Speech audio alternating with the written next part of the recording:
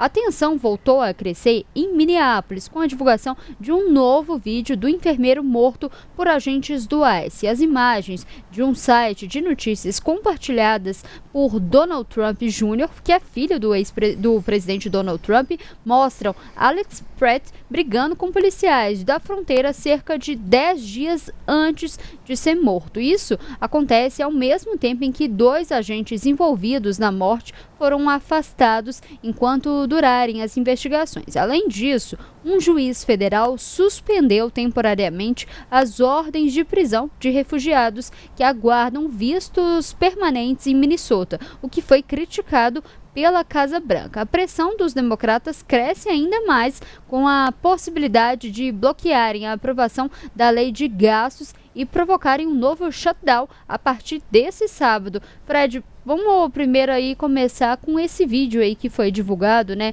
desse enfermeiro aí sendo morto por agentes do ICE. Como que foi a repercussão disso? Isso foi uma forma dos republicanos começarem a reagir, sair das cordas pela pressão que eles estavam sofrendo em relação à morte de 2 norte-americanos em Minneapolis, né, nesse mês de janeiro, nos protestos anti-imigração. Né? Houve uma mudança muito intensa. O antigo chefe do Serviço de Repressão aos Imigrantes, Gregory Bovino, foi retirado, entrou o Tom Homan, né, que é o czar das fronteiras, que hoje deve falar com a imprensa para detalhar um pouco mais como vai ser a ação. E a gente já sabe que houve um vazamento, inclusive, de uma comunicação para os agentes da ICE para que eles não interajam, não reajam às provocações do que foi chamado de agitadores, né, justamente por causa dessa pressão. Aí o que aconteceu? Um novo vídeo de uma agência de notícias, de um site de notícias, mostrou o Alex Pratt, ele há uns 11 dias, mais ou menos 10 dias antes do dia que ele foi morto, num confronto com membros do ICE. Essas são as imagens do confronto em que ele foi morto. Ele havia encontrado agentes da polícia de imigração, ele cuspiu no carro de um policial de imigração, chutou a lanterna, essa lanterna saiu. Essas são as imagens do vídeo que foram divulgadas. Ele chutou essa lanterna, os policiais saíram, ele entrou em confronto, arrancaram o casaco dele e ele conseguiu fugir. O filho do Donald Trump, o Donald Trump Jr., ele compartilhou, outros membros do Partido Republicano e pessoas ligadas ao movimento também compartilharam, mas ele compartilhou na rede social dele, falando isso daí, falando assim, esse é apenas um observador político, né? Então ali, ó, é o que ele fala, um observador legal, pacífico, né, não político. Então ele questionou. Isso, do ponto de vista jurídico, não interfere, não quer dizer que vai mudar a investigação ou deixa de valer o fato de que o Pratt foi morto, né, foi morto, baleado por agentes do ICE. Mas do ponto de vista da briga de narrativas, isso entra como um argumento para os republicanos questionarem exatamente essa atitude dos manifestantes em relação à polícia anti-imigração. Né? Por isso que eu citei essa expressão que eles chamam de agitador. Eles não chamam dentro do ICE essas pessoas que estão protestando de ativistas, manifestantes, mas agitadores, justamente para poder colocar essa delimitação nessa disputa de opiniões dentro do discurso e da narrativa política. É importante porque nós vimos nos últimos dias uma pressão muito grande em relação ao policiamento. As 2 mortes pesaram muito com relação à opinião pública, em relação ao governo Trump. O Donald Trump, ele fez uma movimentação realmente para diminuir as tensões, mas logo em seguida ele voltou a ser mais combativo com o prefeito de Minneapolis, né, que havia pedido às pessoas que reagissem, né, que confrontassem quando vissem alguma violência policial contra imigrantes, né, o prefeito Jacob Frey.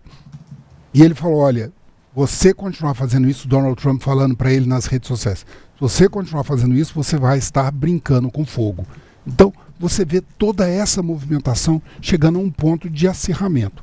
Né? Você tem também o que você falou na abertura, que assim, houve mais uma decisão de um juiz federal em Minneapolis, né, barrando a prisão e a deportação de mais ou menos 5 mil refugiados que estão no estado e que estavam sendo presos pela polícia de fronteira e levados à deportação.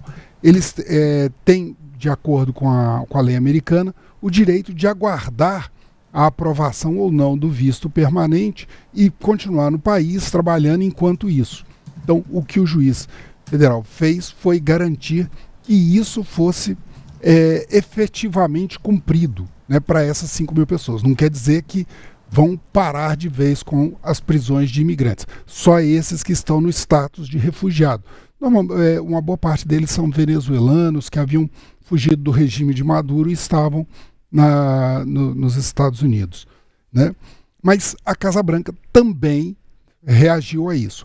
O vice-chefe de gabinete da Casa Branca, o Stephen Miller, ele também postou e falou assim que não tem fim essa sabotagem judicial do Partido Democrata às políticas anti-imigração. Nós vimos que essa confrontação está num momento de idas e vindas nos Estados Unidos, né? A parte da repressão policial tem um custo político muito grande para Donald Trump, né? Ele está num ano de disputa eleitoral. No final do ano tem as eleições das midterms, né, com votações tanto para o Congresso quanto para o Senado, e é importante que os republicanos ampliem a maioria que eles têm nas duas casas. Um exemplo é exatamente o que está acontecendo agora no Senado. O Partido Democrata está pressionando para a redução dos recursos para o Departamento de Segurança Interna, né? E especialmente dos programas para a repressão e pela lei de anti-imigração. Né? Nós estamos na reta final para aprovação da lei de gastos, é um pacote de 1,2 trilhão de dólares, né, para o financiamento do serviço público norte-americano. Ele teria que ter sido votado no final do ano passado, houve uma prorrogação acertada em novembro, depois de um longo shutdown, mais de 43 dias de shutdown, que tiveram um custo de 11 bilhões de dólares, segundo o escritório de orçamento do Congresso. Na época houve atrasos de voos, vários controladores de voo tiveram que ir trabalhar mesmo sem receber salários, atrasos nos serviços da Receita Federal, do serviço de parques, vários servidores públicos norte-americanos ficaram com o salário parado, não receberam durante o período. Uma série de serviços, inclusive serviços médicos, foram interrompidos ou reduzidos, apesar da obrigatoriedade de permanência. Vários servidores públicos foram afastados no período. Então houve um custo político e financeiro muito grande. E agora, de novo, os senadores democratas estão fazendo essa pressão. E por que eles estão fazendo essa pressão?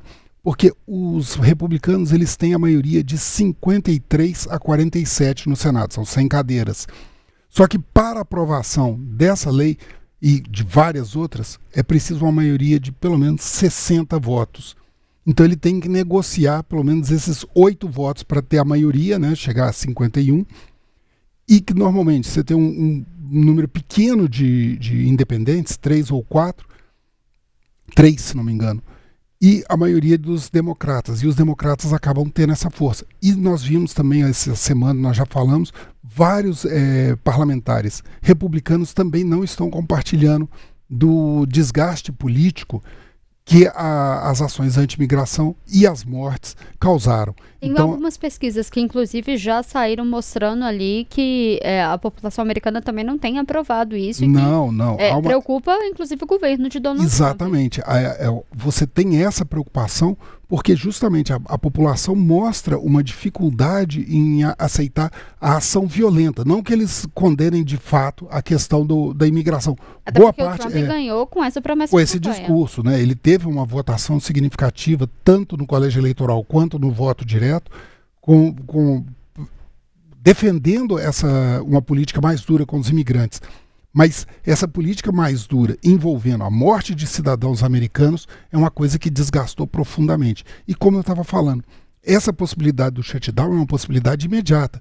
Vão ser negociados hoje e amanhã. O prazo para a votação dessa lei de gastos é à meia-noite de sexta-feira. Se não for aprovado, ao primeiro minuto de sábado, retoma-se o shutdown e, novamente, suspensão de serviços públicos com suspensão de pagamento de servidores e esse desgaste político. O primeiro dos 44 dias foi muito intenso. Já há uma movimentação dos republicanos tentando contrapor, propor mudanças e atrair democratas, mas eles viram esse momento como um momento oportuno para tentar obter ganhos políticos também contra o governo Trump. É mais um desgaste aí para o presidente Donald Trump no momento que a popularidade dele não está lá entre as melhores também, né? Não, a popularidade dele está quase no mesmo nível de quando ele entregou o primeiro mandato, né? Então a popularidade é baixa, mas Donald Trump não é um político que, primeiro, ele não se orienta tanto por pesquisas e, segundo, ele não fica passivo diante disso. Ele normalmente busca outras ações. Dentro desse cenário, ele parte para a ofensiva ou tenta trazer outros assuntos para a arena para ele poder desviar. Então a gente espera que nesses próximos dias ele vá trazer mais coisas para poder discutir, vai fazer uma agenda mais propositiva e a gente não sabe como que isso vai reagir dentro das ações da polícia de fronteira dentro dos Estados Unidos.